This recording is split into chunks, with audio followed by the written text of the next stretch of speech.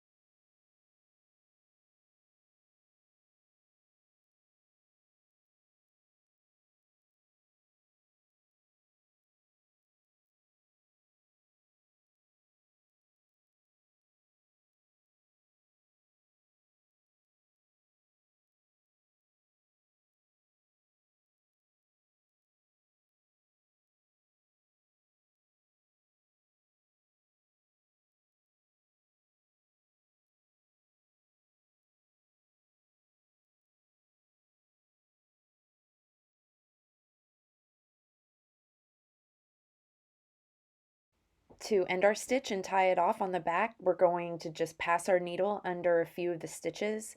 If this is something that we would wear, use, or wash, we would want to knot it, so we would pass the needle under, creating a loop, and then pass our needle through the loop to make a knot.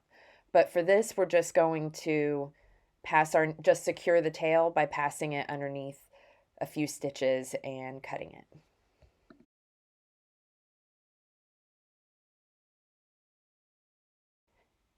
The next stitch is the split stitch, and this is similar to a back stitch. We'll call it a modified back stitch. We'll start with a straight stitch like we made for a back stitch, and you'll want to keep your stitch length pretty standard. Now bring your needle up through the center of that stitch, and that's why it's called a split stitch. And try to split it evenly. You don't want just, one strand on one side and the other 5, or if you're working with 3 strands, you just want to try and get it right down the middle. You could also do this stitch like a back stitch, and instead of coming up through the center of the stitch, you could come up a stitch's length away and then push your needle down in the center of the stitch. And it's just personal preference.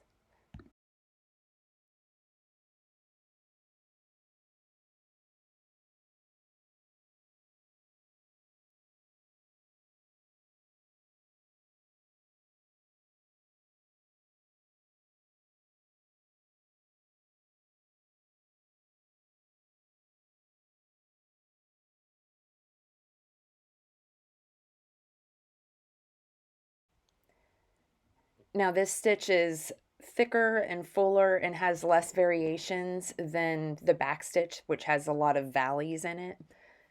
This is a really great stitch for outlining.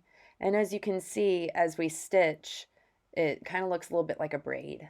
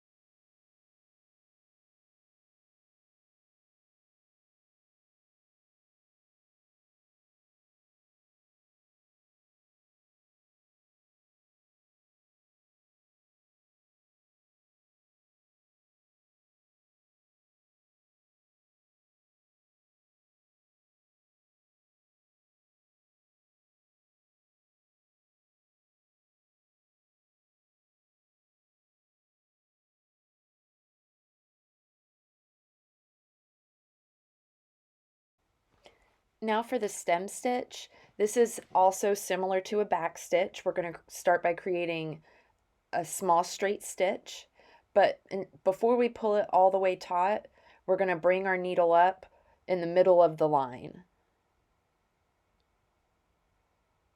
And then when we pull that taut, we pull our first stitch taut. And then we push our needle down a stitch's length away. And again, before we pull that stitch taut, we're going to bring our needle up where our previous stitch ended. And actually on the back, this will look a lot like a back stitch. And we just continue that. And your curve, if you're stitching on a curve, that's going to determine which side of the stitch you're coming up on. So here we're coming up on the lower side, but when we start doing the curve, we're going to come up on the opposite side. And you can experiment with this and see what happens when you are working a curve and you come up on the outside of the curve as opposed to the inside of the curve. The stitches just don't jive, but do experiment with that so that you can see for yourself why we would want to come up on a particular side on a curve.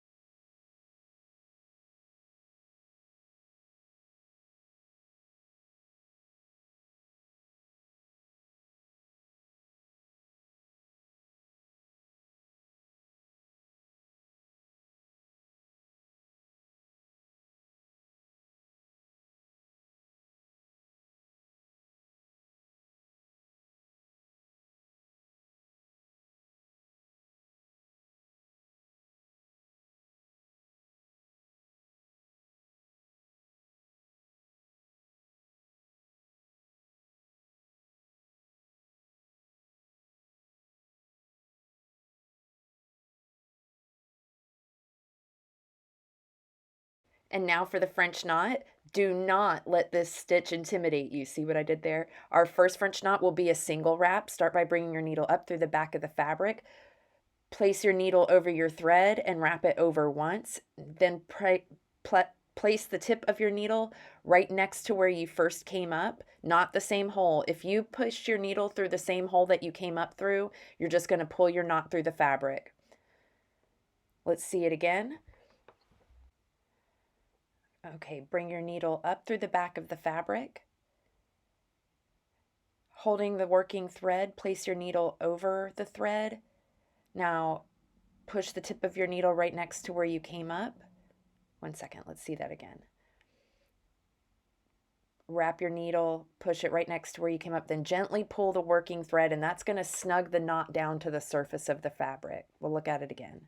Bring your needle up.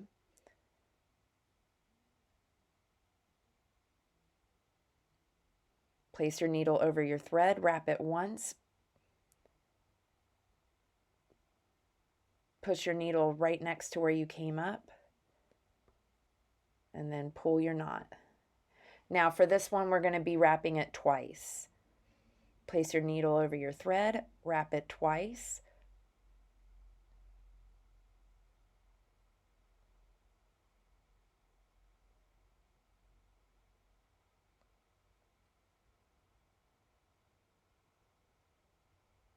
It's important to gently snug the knot down to the surface of the fabric, and it also helps to hold the working thread as you're pulling it, and it'll help keep the knot snug.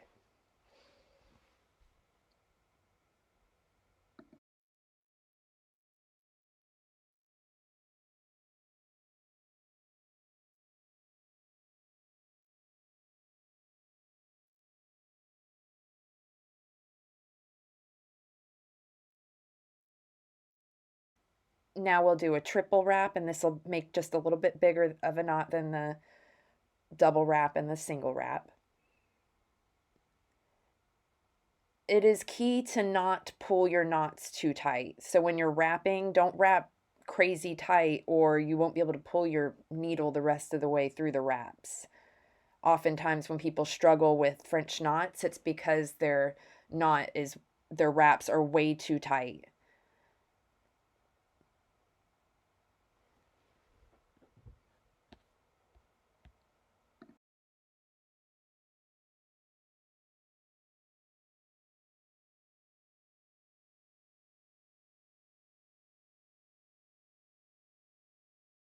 Now we'll do the fly stitch. Bring your needle up at one end of the V and then push it down at the other end of the V. Don't pull it all the way taut. Bring your needle up at the right angle or at the little corner there. And then you can pull it taut and that will cinch the V closed. And then push your needle down on the next right angle. I'm not sure what to call that. But here I'm demonstrating the different lengths of stitches you can use to tack down your little fly stitch. So here we're using a little one on the first one. Here on the second one, we're going to create a little bit longer of a stem on it.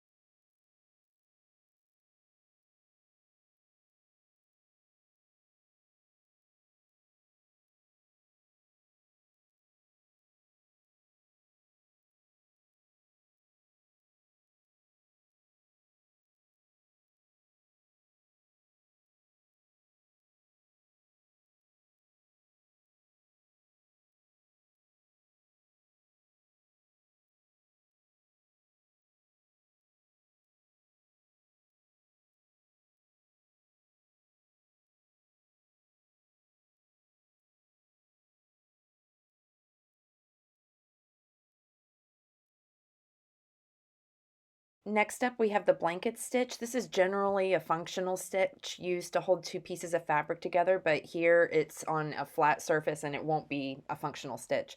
We'll first start with a straight stitch, and as you can see, we have a series of right angles. We'll bring our needle up at the top of that straight stitch, and then we'll push it down on the bottom of our vertical stitch. But before we pull it taut, we're going to bring our needle up on that right angle and then lay our working thread over that and then pull it taut, and you can see there that stitch is holding our little blanket stitch in place. If it gets loose, the rest of them will get loose, and you'll see that as we continue to work.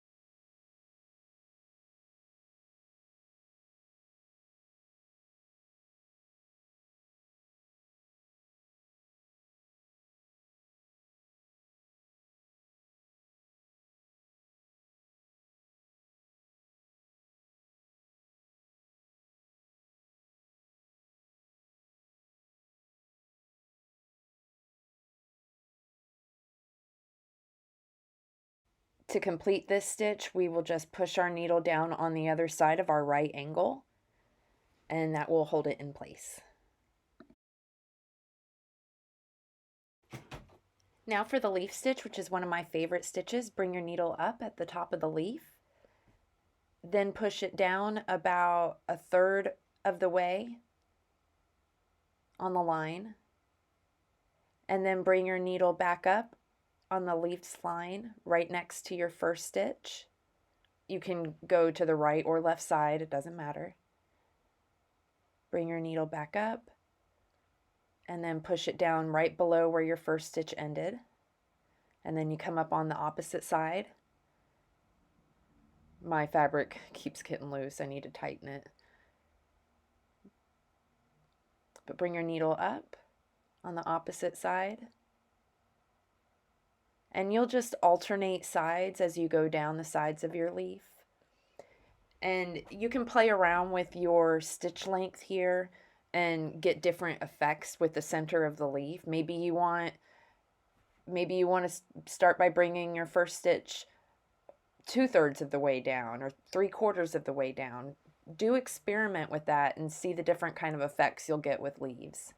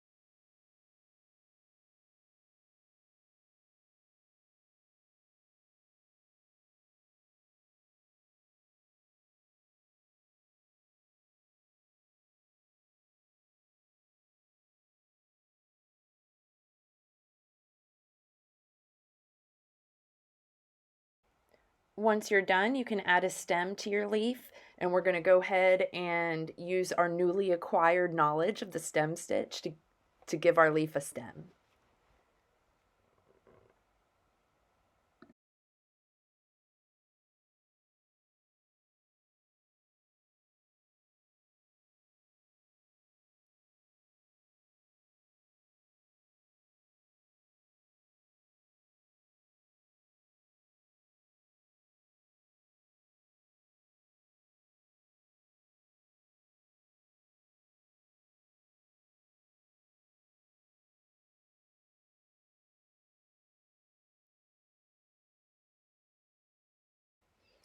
Now for the chain stitch, there's two different ways to do a chain stitch, and we're going to start with the traditional. Start by bringing your needle up. Now push your needle down to in the same spot you just brought it up from, and that will create a loop, but don't pull the loop all the way taut. Now bring your needle up a stitch's length away, and then drape your loop over your needle, and now pull your needle, and that will tighten your loop. Now push your needle down in the same hole your needle's coming up from. And this is a tension stitch. If you lose tension on this, the previous chain will lose tension as well. Bring your needle up, and that's going to tighten your chain. Push your needle back down, and you just repeat this process.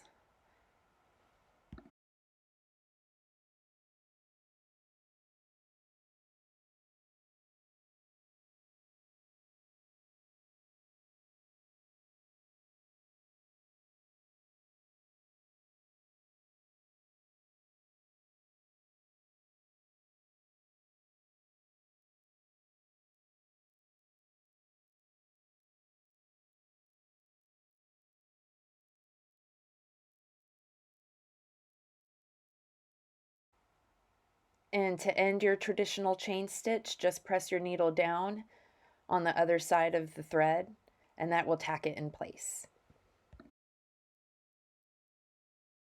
Now for the reverse chain stitch, it's the literal reverse of the traditional chain stitch. We're going to start with that tack, that little tack down straight stitch that we just did on our last chain. So we're just going to do a little tack stitch. Now we're going to bring our needle up a stitch's length away, and we're going to pass our needle under that little tack. And then we're going to push our needle down where our thread came up from. And that's our first chain stitch. Now we bring our needle up a stitch's length away.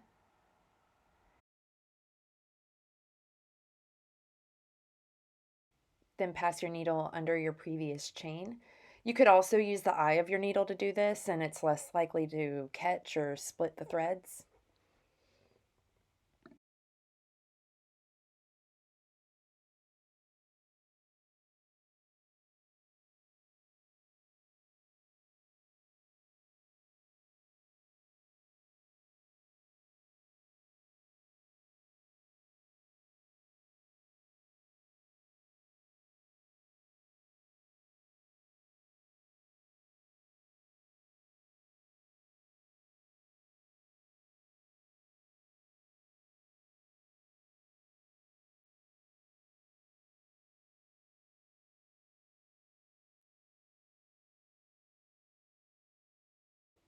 Now for the lazy daisy stitch, which is also called the detached chain stitch, bring your needle up in the center of your flower, then push it back down through where you brought your needle up from. This will create a loop. Bring your needle up at the tip of one of the petals and drape the loop over it. Pull your thread up, it'll cinch the petal taut, and then push your needle down on the other side of your petal, and that will tack it in place.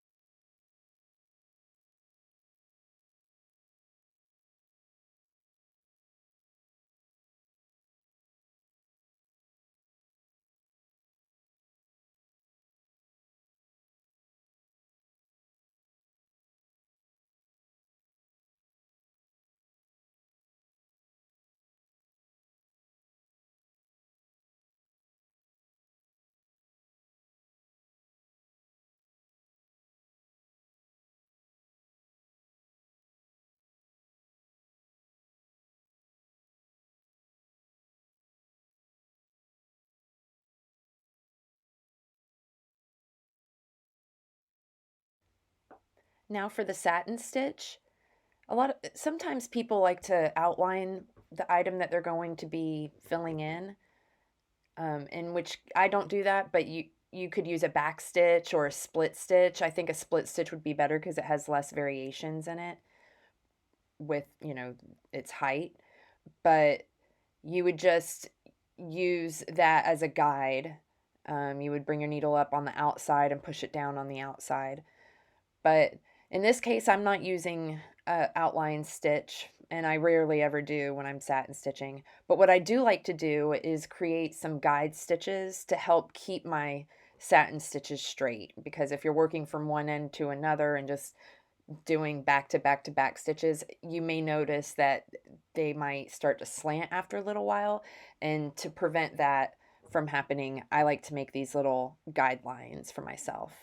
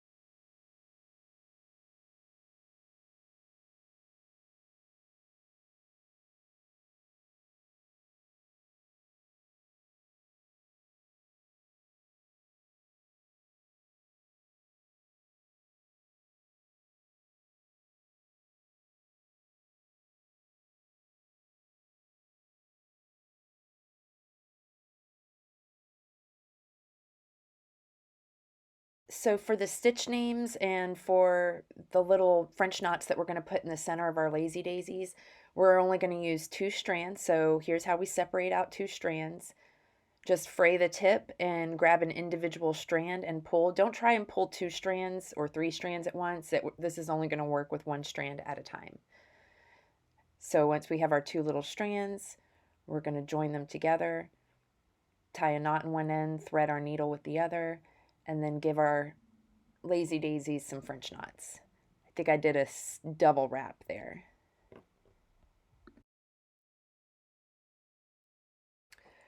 Earlier I mentioned you're going to want to keep your backstitch length standard. That's just generally speaking. For something like lettering with a lot of curves, it's okay to adjust the length of stitches to accommodate curves. So as I take this curve, my stitch might be a little bit shorter than it would be on a longer, straighter piece of the letter.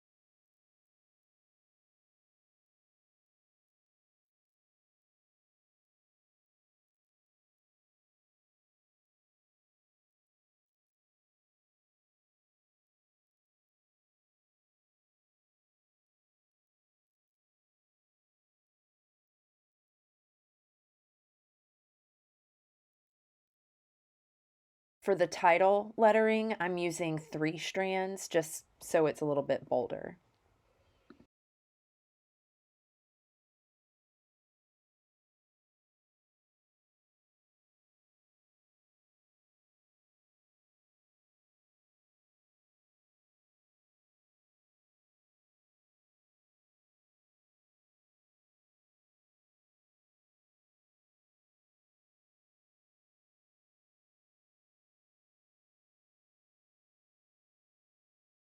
Okay, to complete our hoop and back it, we're going to start by trimming any of those tails that may be a little bit longer so we don't see them from the front.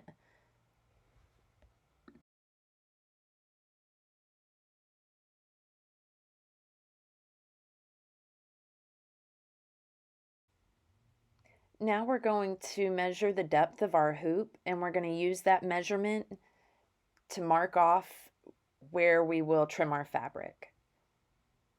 So I'm just creating little dots around my hoop at the length, which I think is like 1/4 of an inch or so. I like to use pinking shears to cut my fabric because it helps prevent fraying, but it's not absolutely necessary. Then I cut slits in my fabric about 1/2 an inch apart. And then I put my felt in the back of my hoop. Everything looks good from the front. And then I use hot glue or double-sided tape to glue down the tabs of fabric.